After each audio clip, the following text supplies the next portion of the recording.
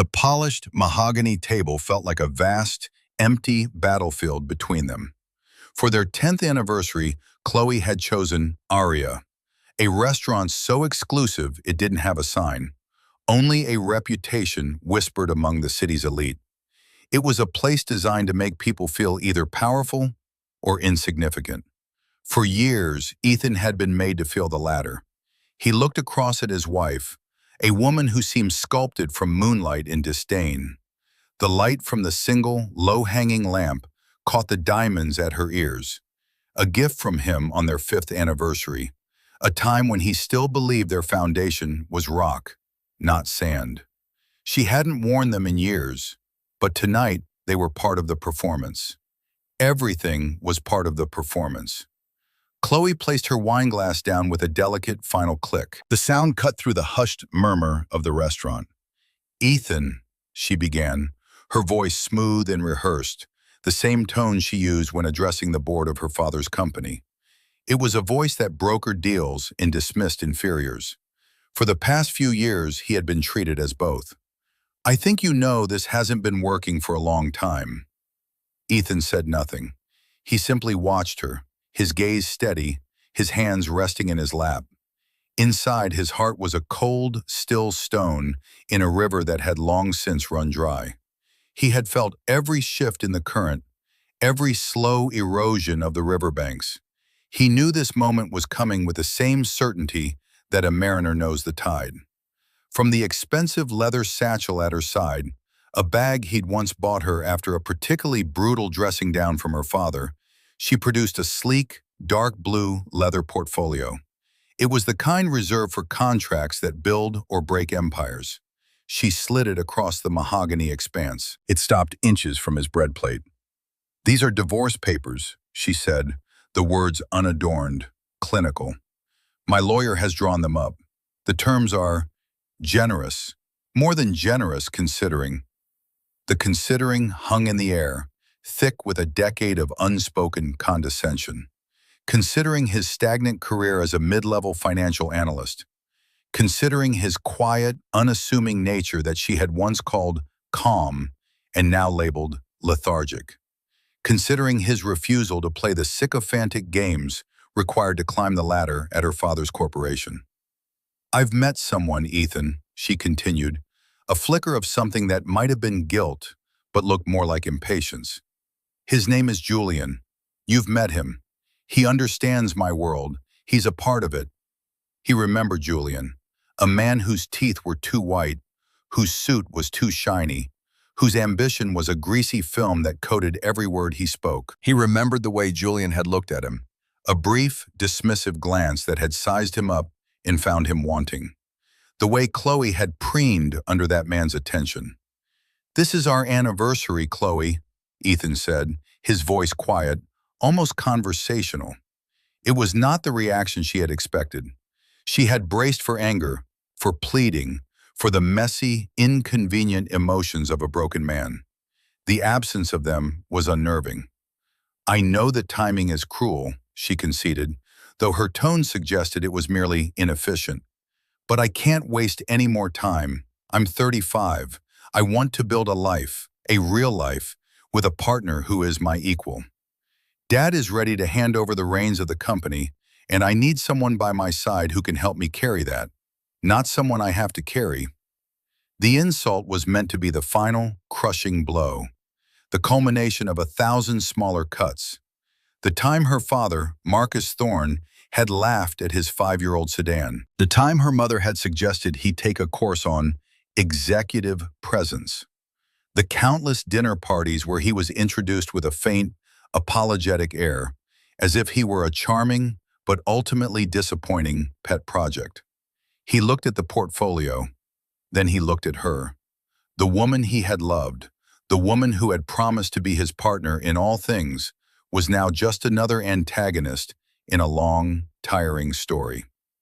But every story has an ending, and he had been writing this one for a very, very long time. He thought of the worn leather briefcase sitting by his chair. He thought of the documents inside, so much heavier than the ones lying on the table. A strange, slow smile touched his lips. It was not a smile of happiness or mirth. It was the smile of a chess master who sees a checkmate 20 moves away. Chloe mistook it for delirium, for the last gasp of a broken heart. She was confident. She was in control. What she didn't know was that in a few minutes her entire world, the meticulously constructed empire of wealth and status she and her family worshipped, was going to be set on fire. And the man holding the match was the one she had just dismissed as insignificant. We all love a story where the underdog gets their moment, don't we? Where the person everyone looked down on reveals they were the one holding all the cards the entire time. If you're ready for the most satisfying story of vindication you've heard all year, you're in the right place. So do me a favor, tap that like button and make sure you're subscribed, because you are not going to want to miss a single second of what comes next. And hey, let me know in the comments where you're watching from. It's always amazing to see how far these stories travel.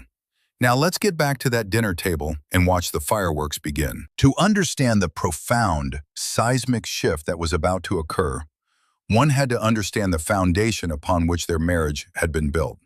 It was a foundation of mismatched expectations from the very first day. They met in their early 20s.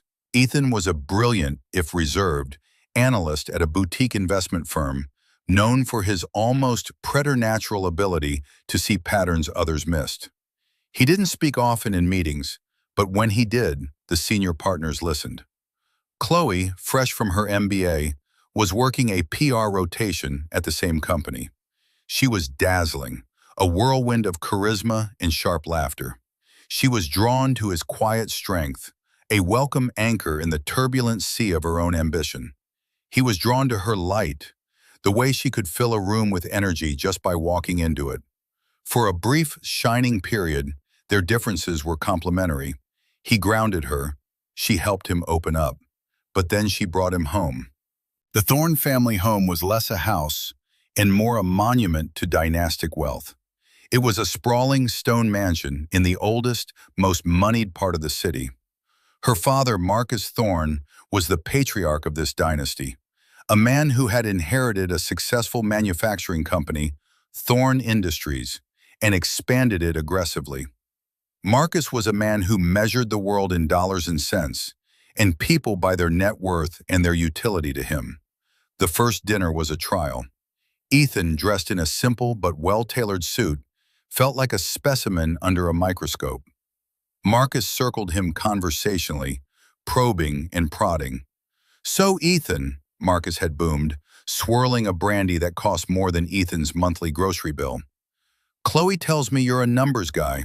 Analyst, is it?"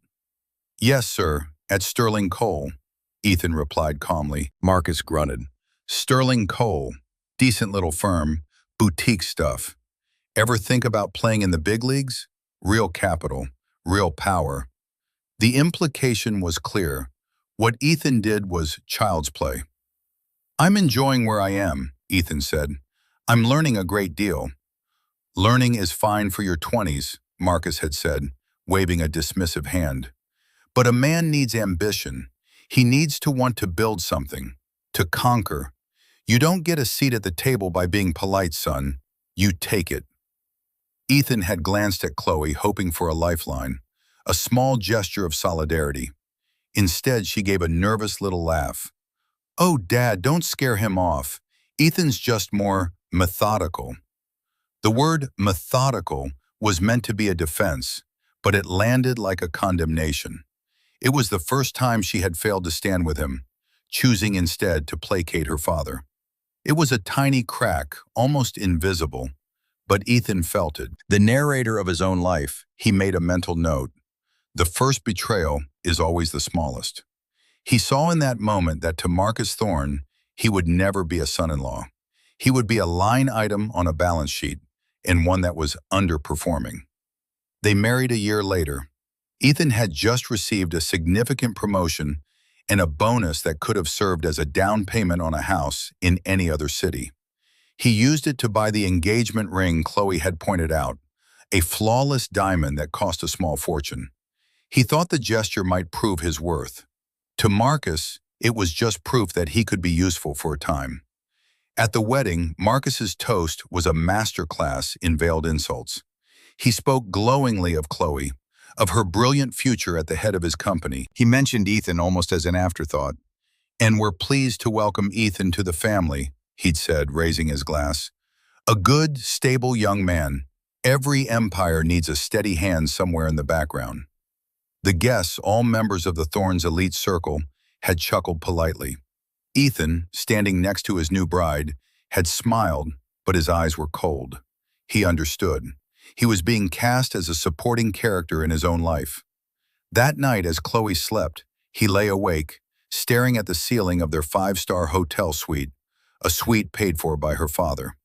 He made a promise to himself, not for revenge, not for spite, but for the quiet, unassailable dignity of self-worth. He would not take a seat at their table. He would build his own. And one day he would own the building it was in. The years that followed were a slow, grinding campaign of psychological warfare. Ethan left the boutique firm, telling Chloe he wanted a better work-life balance. He took a position as an analyst at a larger, more bureaucratic corporation. It was a deliberate move. The job was less demanding, paid a respectable but unimpressive salary, and most importantly, it made him invisible. It was the perfect camouflage. Chloe and her family saw it as a retreat, a confirmation of his lack of drive. They couldn't have been more wrong. While they saw a man coasting in mediocrity, Ethan was waging a secret war. The better work-life balance meant he had 8 hours a day, every day, to devote to his real work. In a small rented office under a generic business name, E. Vance Consulting, he began to build his fortress. He took his savings, the bonus from his old job, and a small inheritance and began to trade, to invest, to analyze markets with a singular, ferocious focus. He was not just a numbers guy, he was a virtuoso. He saw the music in the chaos of the market, and he never made a wrong note. He lived a double life, the quiet, boring husband at home and the silent, phantom predator in the world of high finance. It was exhausting, but every condescending remark from Marcus, every disappointed sigh from Chloe, was fuel for his fire. He had tried, in the early years, to share his world with her. He would mention a market trend, an interesting investment theory. Her eyes would glaze over. "That's nice, honey," she'd say before changing the subject to a gala she was planning or a problem with one of Thorn Industries' suppliers. She wasn't interested in his world. She was only interested in how he reflected upon hers, and his reflection, in her eyes, was dull. He learned to stop trying. He learned to be the man she thought he was. It was the only way to protect what he was truly building. The introduction of Julian a year ago had been the catalyst for the final act. Julian was everything Marcus Thorn wanted in a son-in-law. He was a venture capitalist, a profession that dripped with the veneer of glamour and risk. He drove a Maserati, wore a gold watch that could anchor a small yacht, and spoke in a jargon of disruption and scalability that impressed people who didn't understand it. He saw Chloe not as a partner, but as an acquisition that would grant him access to the Thorn Empire. Ethan had seen Julian for what he was in the first 5 minutes of meeting him. Julian was a house of cards, built on leveraged debt and other people's money. His confidence was the bravado of a gambler on a lucky streak, unaware that the house always wins. Ethan had done a quiet, deep dive into Julian's finances. It took him less than an hour to find the cracks, the over-leveraged positions, the risky bets that were one market downturn away from complete collapse.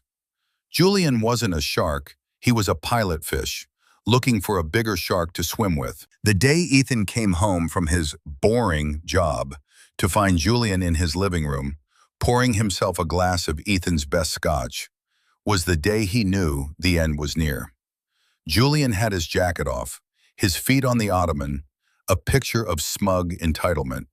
Chloe was laughing at something he'd said, her face more animated than Ethan had seen it in years. "Ah, the man of the house returns," Julian had said, raising his glass in a mock toast. "Chloe was just telling me about your work. Analytics, right? Must be steady. The word hung there, a synonym for boring, for small, for unimportant. Ethan had just looked at him.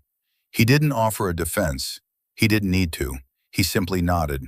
Something like that. Chloe jumped in, a hint of embarrassment in her voice. Ethan likes a quiet life. Don't you, honey? It was a statement, not a question. She was defining him, packaging him for her new friend. Later that night, after Julian had left, Ethan found a business proposal on the kitchen counter. It was a pitch from Julian to Thorn Industries, a joint venture that would require a massive capital injection from Marcus's company. It was a terrible deal for Thorn Industries, structured to enrich Julian while offloading all the risk onto them. And at the bottom of the page in Chloe's handwriting was a note. Dad, I think this is it, our future. Ethan had looked at that note for a long time.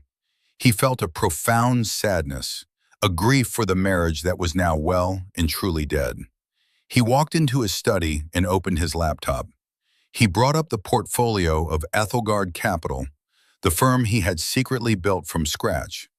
The name was a private joke, an old Anglo-Saxon name meaning noble protector. He had started it to protect his own dignity, but it had grown into an entity of immense power. It was now worth 10 times what Thorn Industries was.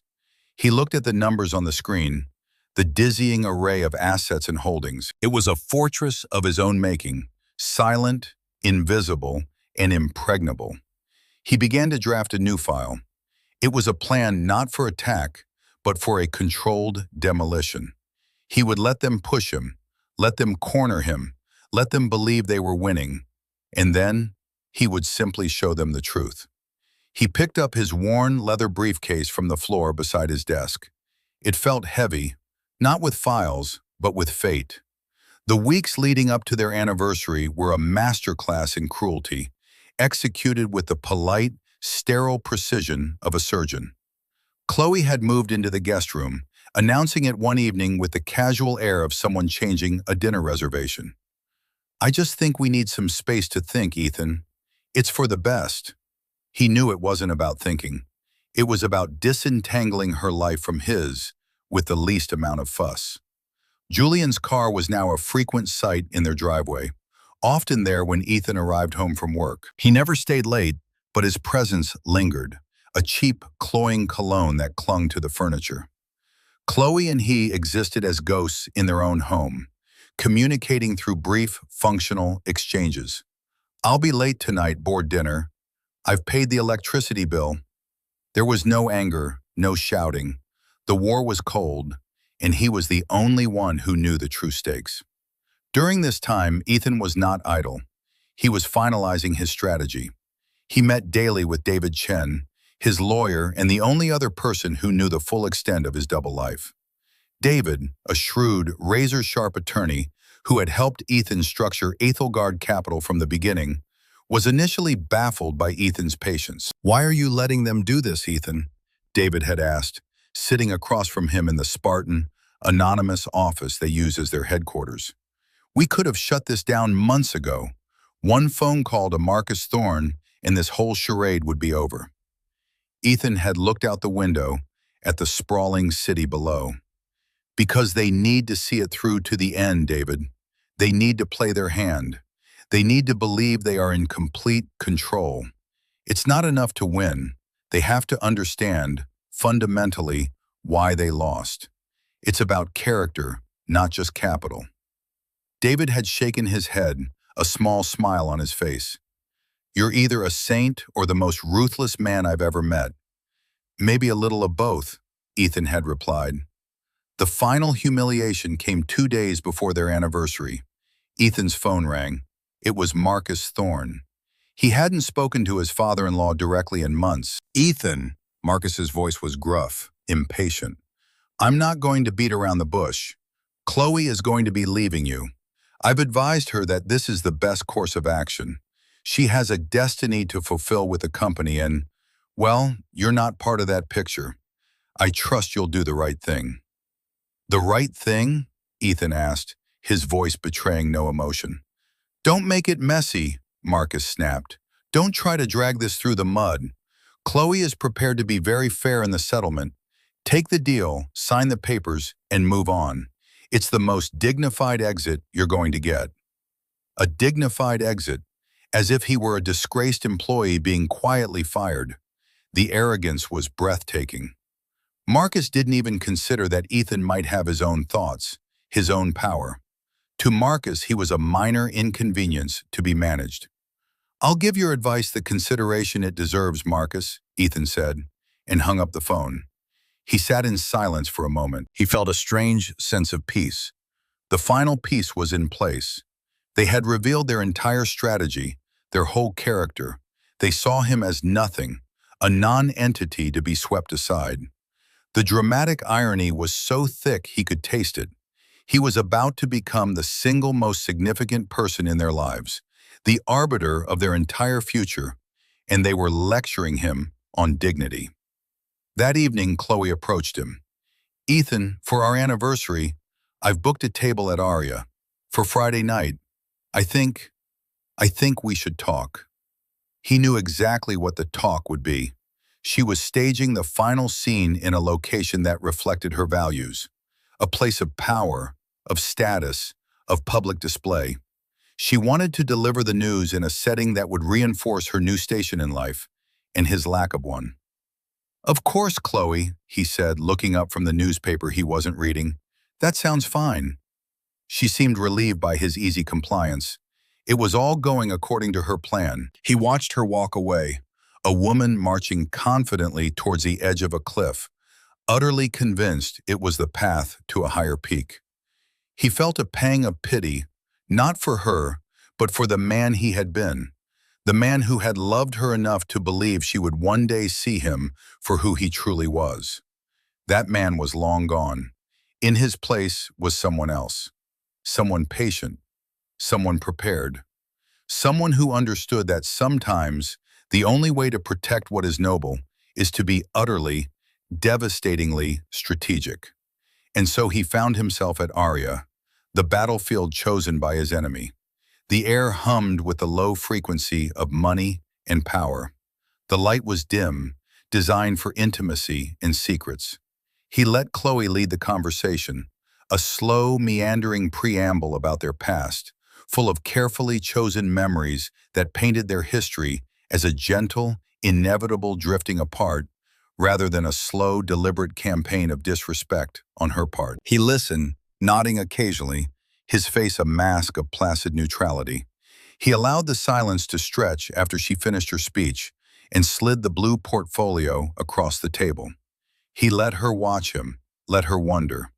He knew what she expected, a flicker of pain, a flash of anger, the tremor of a hand reaching for a water glass.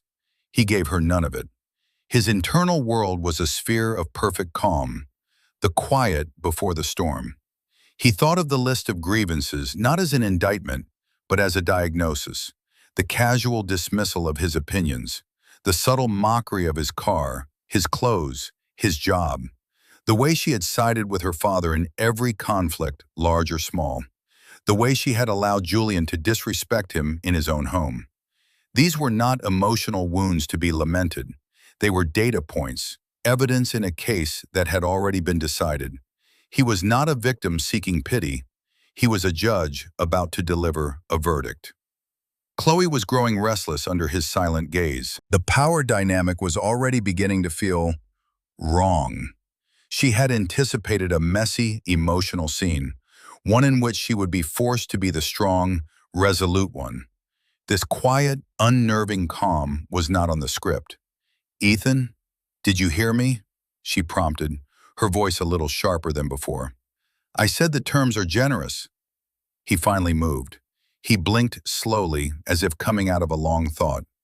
He looked at the sleek blue portfolio, then back at her face. He saw the faint lines of anxiety beginning to form around her eyes. She was a general who had planned a glorious cavalry charge, only to find the opposing army hadn't bothered to show up on the battlefield she had chosen. "I heard you, Chloe," he said. His voice was soft, but it carried an undeniable weight in the hushed room. Every word. He took a slow, deliberate sip of his water. He set the glass down with perfect precision, not a single ripple disturbing its surface. He let the moment hang, a suspended chord in a symphony of tension. He could feel her will beginning to fray. She had come here for a swift execution, but the condemned man was refusing to kneel. "You've gone to a lot of trouble," he said, gesturing to the portfolio, "hiring lawyers, drafting agreements, staging this intervention." "I wanted it to be clean," she said defensively, "for both our sakes." "Clean," he repeated the word, tasting it. "Yes, I appreciate that. In fact, I agree so much that I decided to do the same." This was it, the moment the script would be thrown into the fire. Chloe's brow furrowed in confusion. "The same? What are you talking about?" He didn't answer her directly. Instead, he reached down to the floor beside his chair. His hand emerged with the handle of his briefcase. It was old, the brown leather scuffed at the corners, the brass clasps dulled with age. It was the briefcase he'd carried to his boring job every day for the past 8 years. To Chloe, it was an object of mild embarrassment, a symbol of his lack of style, his failure to keep up appearances. She had once offered to buy him a new one, something in sleek, modern black leather. He had politely declined. He placed the briefcase on the table with a soft, solid thud. The sound was definitive, an anchor dropping in the silent room. Compared to her chic satchel, his briefcase looked ancient, powerful, like a relic from a forgotten time. He worked the old clasps, which opened with a satisfying pair of clicks. The interior of the briefcase was a revelation. It was not the jumbled mess of a disorganized man. It was a marvel of efficiency, a miniature filing cabinet lined with crisp, tabbed folders. His movements were precise, economical. He reached in and pulled out a single manila folder. It was thick, heavy, and bore a simple, typewritten label. He placed it on the table next to her gleaming blue portfolio. The contrast was stark. Her folder represented an ending based on lies. His represented a new beginning based on the truth. "I believe you'll find these terms more accurate," he said, his voice still perfectly even. He slid the manila folder across the mahogany, a mirror image of her own action moments before. It came to a stop directly in front of her. "And far more efficient. I've already signed my copies." Chloe stared at the folder as if it were a venomous snake. Confusion warred with a dawning sense of dread on her face. This was an unexpected move in the chess game, a piece she didn't even know was on the board. "What is this, Ethan?" she asked, her voice tight. "Some kind of counteroffer? Are you going to fight me on this? After everything my father said?" "This isn't a counteroffer, Chloe," he interrupted softly. "It's a clarification." Her hand trembled slightly as she reached for the folder. She opened it. The first page was not a legal document. It was a single sheet of paper, a letterhead she had never seen before. At the top, in elegant embossed lettering, were the words, "Ethelgard Capital." Below it, in a smaller font, "Office of the Founder and Chief Executive Officer." Her eyes darted from the letterhead to his face and back again. She didn't understand. She flipped to the next page. It was a summary of financial disclosures. Her breath caught in her throat. The numbers were staggering, nonsensical. She saw account balances with 9, 10, 11 zeros after the first digit. She saw a list of assets, commercial real estate in 3 major cities, a controlling interest in a tech startup that had been in the news for months, a portfolio of blue-chip stocks that was larger than her father's entire personal fortune. She kept turning the pages, each one a hammer blow to her reality. She saw deeds to properties she never knew existed. She saw statements for a private equity fund that managed billions of dollars. And on every single document, as the sole principal, was the name Ethan Vance. Her world tilted on its axis. The man sitting opposite her, the quiet, unambitious husband she was discarding for being a failure, was not a mid-level analyst. He was a titan, a ghost in the machine of high finance, operating at a level she and her father could only dream of. The boring job, the old car, the scuffed briefcase. It was all a costume, a perfect, impenetrable camouflage.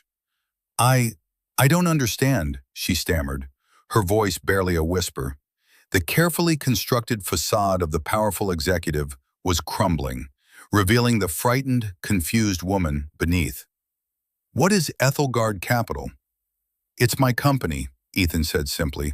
I founded it 8 years ago, shortly after your father explained to me that a man needs to build something.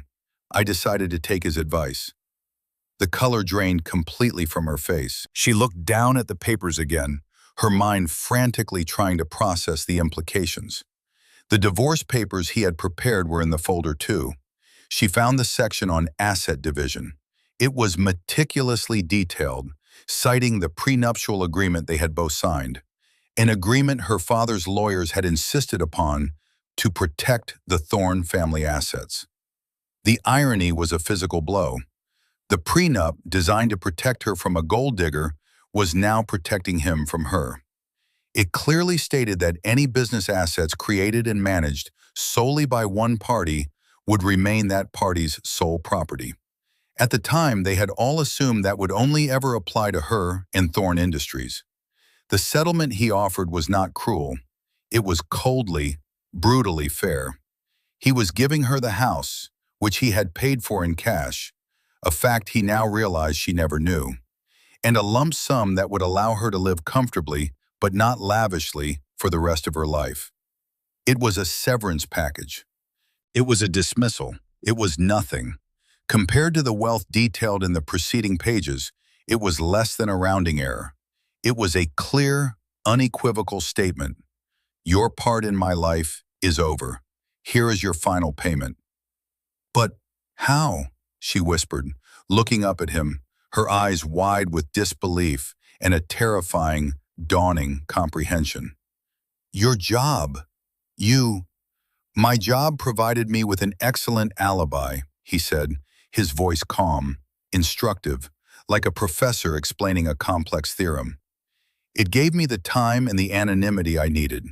While you were at galas and board meetings, I was building. While your father was mocking my ambition, I was acquiring assets. While you were having lunch with Julian, I was finalizing the purchase of a debt portfolio that I think your family will find very interesting. That was the next bomb, and he could see she wasn't ready for it. Her mind was still reeling from the first explosion. She started to fumble with her phone. I have to call my father. I wouldn't bother, Ethan said, his voice gentle. He already knows. Or he will in about 5 minutes. He glanced at his watch. My lawyer, David Chen, is delivering a courtesy copy of this portfolio to your father's office right now, along with a separate, more detailed file concerning the financial health of Thorne Industries. As if on cue, a man in a sharp, dark suit entered the restaurant. He was Asian, with keen, intelligent eyes behind a pair of stylish glasses. He scanned the room, his gaze landing on their table. He gave Ethan a brief, almost imperceptible nod, and then took a seat at a small table near the entrance, ordering an espresso. It was David Chen. The unexpected ally had arrived, not with a shout, but with the quiet confidence of a man who knew the game was already over. Chloe followed Ethan's gaze and saw David. She didn't know who he was, but she understood he was part of this, part of the intricate, invisible machine that Ethan had built around them. The feeling of being in control, which had been so absolute just 10 minutes ago, was now a distant memory. She felt like she was in a freefall. What have you done? She breathed, the question laced with a new kind of fear. This was no longer about a divorce. This was about survival. I've done nothing you didn't set in motion, Chloe, he said, his voice devoid of malice. It was the voice of pure consequence. You wanted a partner who was your equal. It turns out I'm not your equal. And the world you and your father built is predicated on the idea that you are at the top. The problem with being at the top of a mountain is that it's a long way down. The final piece of the puzzle, the one that would shatter her world completely, was the one he had saved for last. "You mentioned your father's company," Ethan continued, his tone still maddeningly calm. "Thorn Industries, a fine old company, but it's been struggling, over-leveraged, too much debt taken on for ill-advised expansions." He paused, letting the words sink in. "About 6 months ago, a major portion of that debt, specifically the loans tied to your European expansion, was sold by the bank and bundled into a portfolio. That portfolio was acquired by a private holding company." He leaned forward slightly, his eyes locking onto hers. He didn't need to raise his voice. The truth was a thunderclap in the silent space between them. "As of 9 a.m. this morning, that holding company became a wholly owned subsidiary of Ethelgard Capital. Which means, Chloe, that I am now your father's largest creditor. I own his debt. In a very real sense, I own his company." The silence that followed was absolute. Chloe's face was a mask of pure horror. The structure of her universe, the bedrock of her identity, her family's name, their wealth, their power, had just been revealed to be a house built on sand, and the tide was now coming in. The man she had just tried to discard like a piece of last season's fashion held the fate of her entire family in the palm of his hand. Just then, a figure appeared at the edge of the dining room. It was Julian. He was dressed for a celebration, a wide, predatory smile on his face.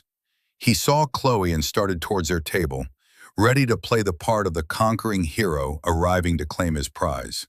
He took 2 steps, and then he stopped. He saw the look on Chloe's face. He saw the thick manila folder on the table. He saw the cold, unassailable calm in Ethan's eyes. He saw David Chen, a man he vaguely recognized from a high-stakes legal conference, sitting like a sentinel by the door. Julian was not a brilliant man, but he was an animal of instinct, and his every instinct screamed, "Danger!" He saw a scene of utter devastation, a battlefield where the victor was not the person he expected. His smile vanished.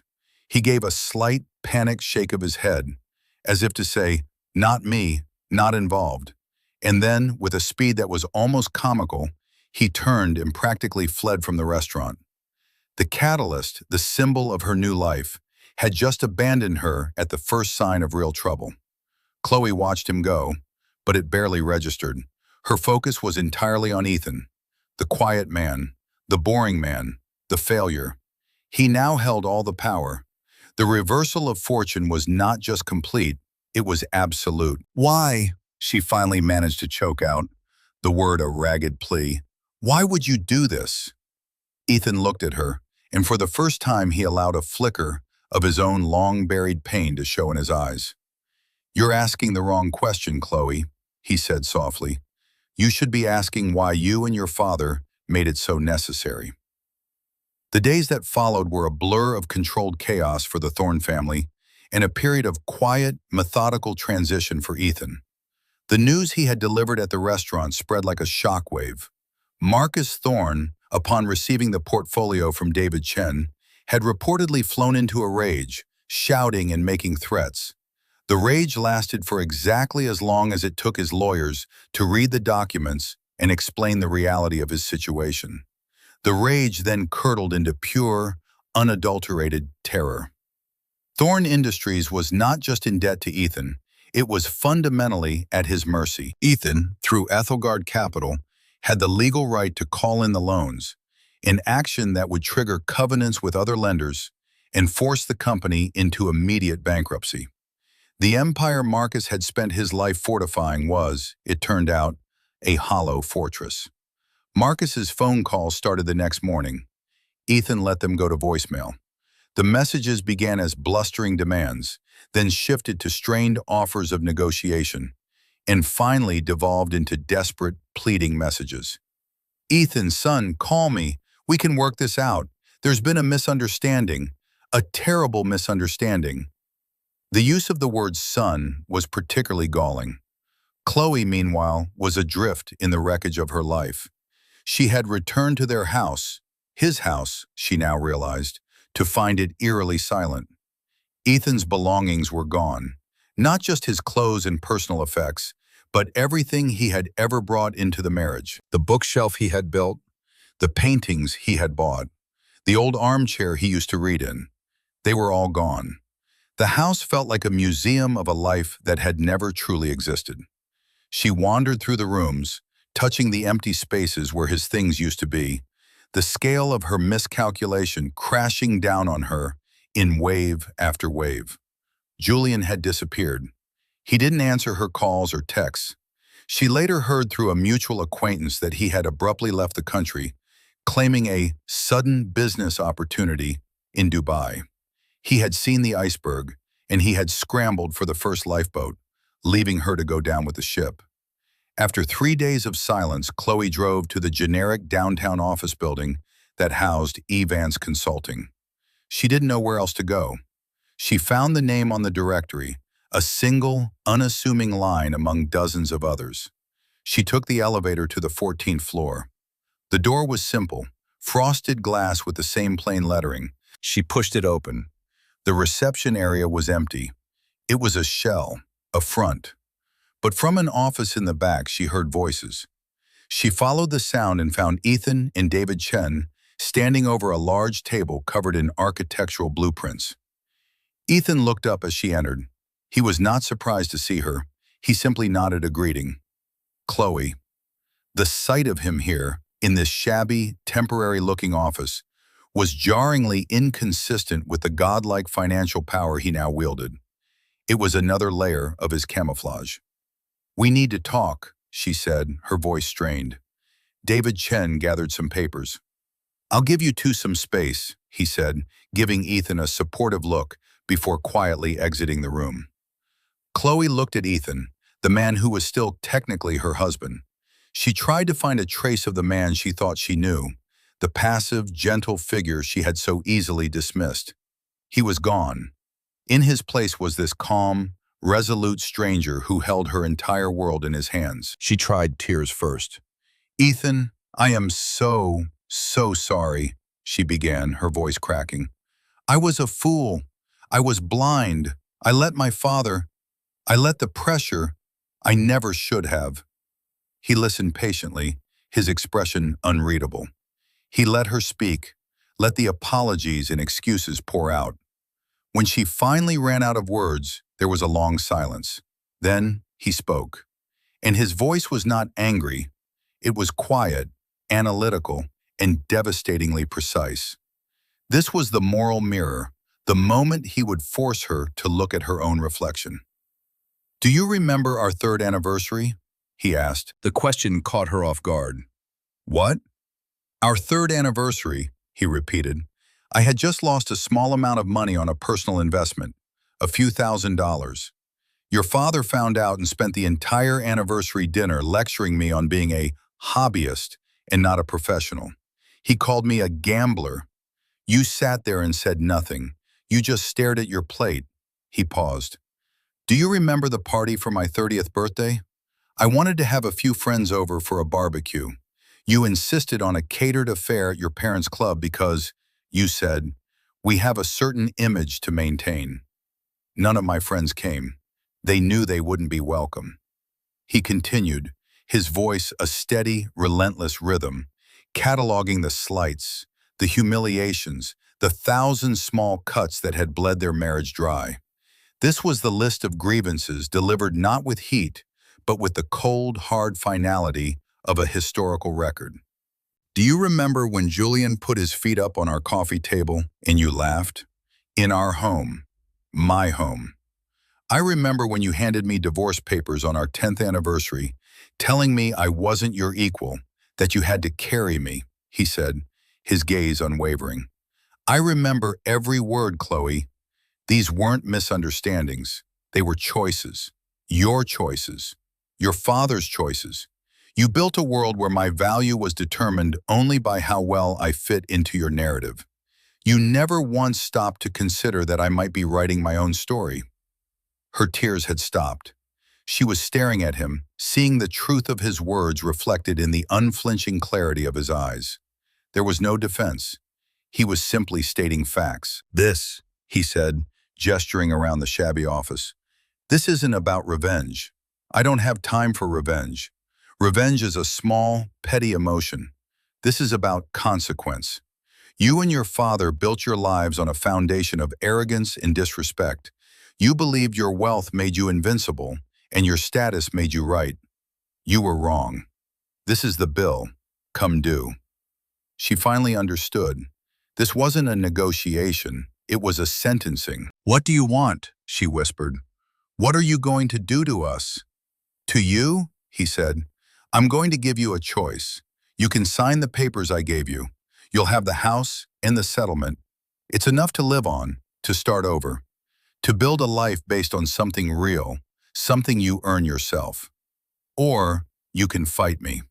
You can join your father in hiring lawyers to try and break the prenup and lay claim to my assets. If you do that, I will not only defend myself with the full extent of my resources, but I will also immediately call in the loans to Thorn Industries. The company will collapse, your family's name will be ruined, and you will be left with absolutely nothing. The choice is yours, Chloe. You can have a future, or you can have a war. You can't have both." He had offered her not punishment, but a chance at redemption, albeit a harsh one. The choice between clinging to the ruins of her old, false life or starting a new one in the hard, unforgiving light of the truth. He had taken everything from her, and in doing so, had given her the one thing she'd never had, a chance to discover who she was without the Thorn name and the Thorn money. For the first time in her life, Chloe was truly on her own. In the months that followed, the world settled into its new shape. Chloe, after a week of agonizing indecision and a final explosive argument with her father, chose the future. She signed Ethan's papers. The divorce was finalized quietly, without fanfare. She stayed in the house they had shared, but it felt vast and empty. The generous settlement Ethan had provided felt like a pittance compared to the life she had lost. But as the weeks turned into months, she began to see it for what it was, a lifeline. She sold the house, finding its cavernous rooms and painful memories unbearable. She bought a small, tasteful apartment in a less fashionable but more vibrant part of the city. For the first time since college, she had to manage a budget. She had to think about utility bills and grocery costs. The humiliation was acute at first, but it slowly gave way to a surprising sense of capability. She got a job, not a high-powered executive position, but a marketing role at a mid-sized nonprofit. The work was meaningful, and her colleagues judged her on the quality of her ideas, not the brand of her handbag. Slowly, painstakingly, Chloe began the work of building a new identity, one that was entirely her own. Meanwhile, the fate of Thorn Industries unfolded with the brutal efficiency of a corporate restructuring. Marcus Thorn, refusing to accept his new reality, had tried to fight. He hired a team of aggressive lawyers and made public statements accusing Ethan of predatory practices. It was a fatal mistake. Ethan, who had been prepared to show some leniency for Chloe's sake, responded with overwhelming and precise force. Ethelgard Capital called in its loans. As predicted, it triggered a cascade of defaults. To avoid a total collapse and liquidation, the board of Thorn Industries was forced to cede control. Marcus Thorn was unceremoniously removed as CEO and chairman. The company was placed under the direct oversight of a restructuring team appointed by Ethelgard. The new CEO was a woman known for her ruthless efficiency, and her first act was to sell off the company's non-essential assets, including the corporate jets, the executive suites, and the naming rights to the stadium Marcus had been so proud of. The Thorn dynasty had not just fallen, it had been dismantled, its parts sold for scrap. Marcus was left a wealthy man by any normal standard, but he had lost the one thing he truly valued, his empire and the status that came with it. He became a ghost in the city's elite circles, a cautionary tale whispered at cocktail parties. Ethan watched all of this from a distance. He had moved into a minimalist penthouse apartment that overlooked the city, a place of clean lines, glass, and light. His new office was not the shabby front he had used for years, but the top 2 floors of a new skyscraper, the headquarters of Ethelgard Capital. The space was understated but radiated a quiet power. There was no gold or marble, only polished concrete, warm wood, and breathtaking views of the city he now saw from a completely different perspective. One evening, David Chen found him standing by the floor-to-ceiling windows, looking out as the sun set, painting the sky in hues of orange and purple. "The final papers on the Thorn restructuring came through today," David said, joining him at the window. "It's officially done." Ethan nodded, his expression reflective. There was no triumph in his eyes, no hint of gloating, only a deep, quiet pensiveness.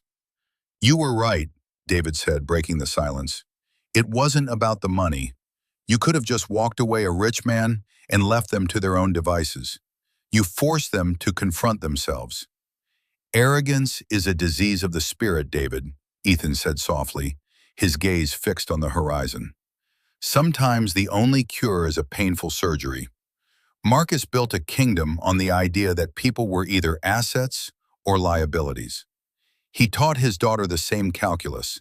They just miscalculated. He had won.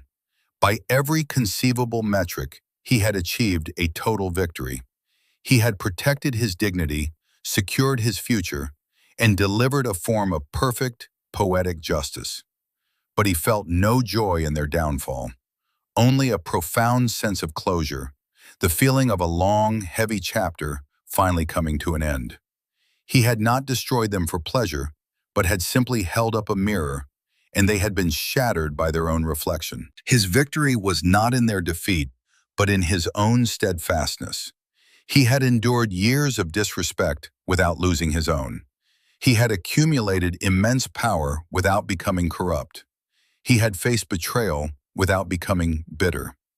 His real triumph was not the size of his bank account, but the integrity of his character, which had remained intact through the long, cold winter of his marriage.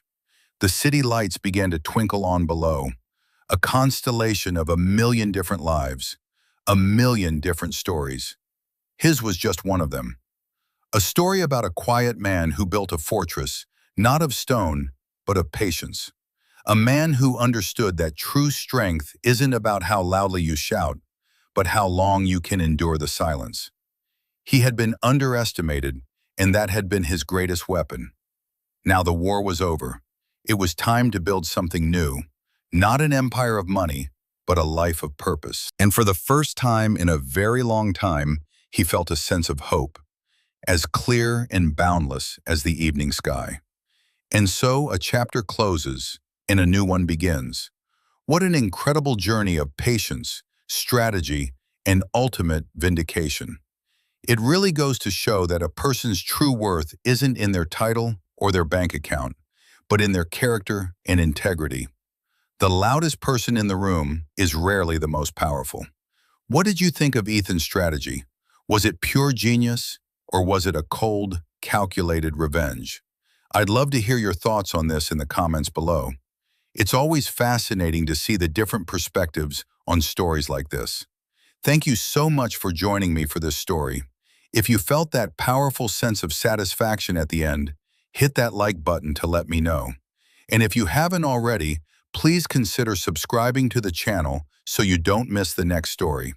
We have plenty more tales of triumph and justice coming your way. Until next time, remember to be kind, but don't ever let anyone underestimate you.